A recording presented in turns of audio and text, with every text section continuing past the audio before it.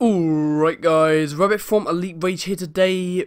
I just said Rabbit from Elite Rage, but I don't care, I'm going to continue the commentary regardless, using the class on screen. This is the first Advanced Warfare gameplay breakdown on this channel, and sort of to commemorate that, I'm uploading on a Wednesday, so I'm also going to be uploading on Sunday as well, so you're going to get a double upload this week, here on the map Retreat. Something I found is that as soon as I unlocked the stock on my assault rifles, I started to do a lot better. So this is something I'd recommend going for. To get the stock, you need to get 10 hipfire kills, and a quick little tactic, tip and trick to help you out with that is shoot an enemy a couple of times by aiming down sights, and then just come out of ADS and just spray from the hip, and one lucky bullet will get those 10 kills really quickly in a game if you're wanting to unlock those. So I'll spawn back in. One big thing about this game obviously is the new exo mechanics, and a lot of people at the moment are just spamming and overusing them. They are really helpful to get to positions, and that's why at the moment I'd really highly recommend the Blast Suppressor perk. The three best perks in the game at the moment are Low Profile to keep from UAVs, Peripherals so you have a larger minimap, which is really helpful at the moment because everyone is using UAVs and everyone is using their exo abilities, so it's really easy to see loads of people on the minimap at once.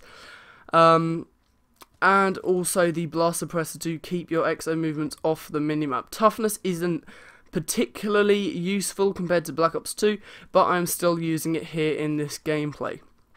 So a few seconds ago you saw me employ the boost, the exo strafe mechanic, where you double tap sprint in a particular direction to sort of boost in that direction.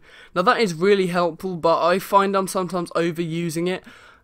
In that situation I sort of rushed into that position instead of sort of taking advantage of my situation by double jumping, because it's always better to have a height advantage than staying on the same level. So if you're dropping down to the ground, that makes them move their sights, and if you're jumping up and shooting from above them, that is even better. So that's really what I'd recommend you use the EXO for, rather than just spamming it.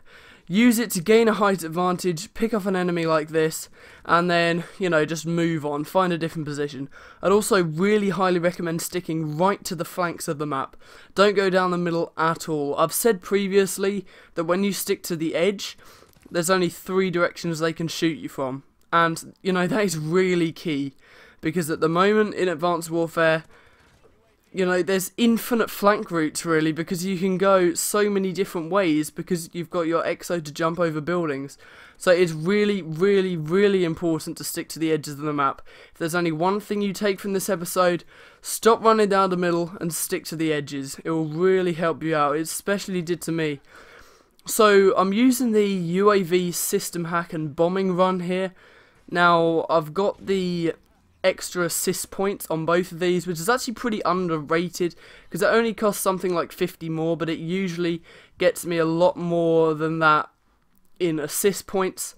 So it's really easy to stack your bombing runs, and honestly bombing run is the best streak in the game, I swear.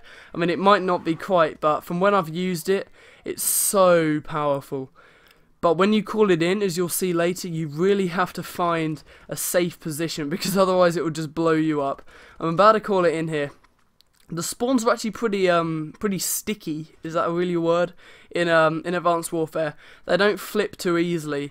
These enemies were constantly spawning down in this little cave as I pick up the Merciless. But now I'm calling in the bombing run. It's very similar to the Rolling Thunder from Black Ops 1. And I stay down here rather than running out because I sort of called it in over my head, and you'll see in a second it picks up a couple of kills and my screen just keeps shaking because it's just so powerful. So, you know, if there's one thing I'd recommend using, bombing run is definitely it. I'll call another bombing run in and make sure I hide again, because otherwise I'm pretty sure I'm going to die from it.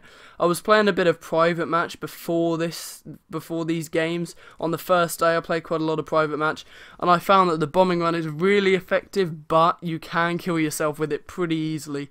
So when you're using the bombing run, just get to a safe position and call it in, and you're almost guaranteed a couple of kills.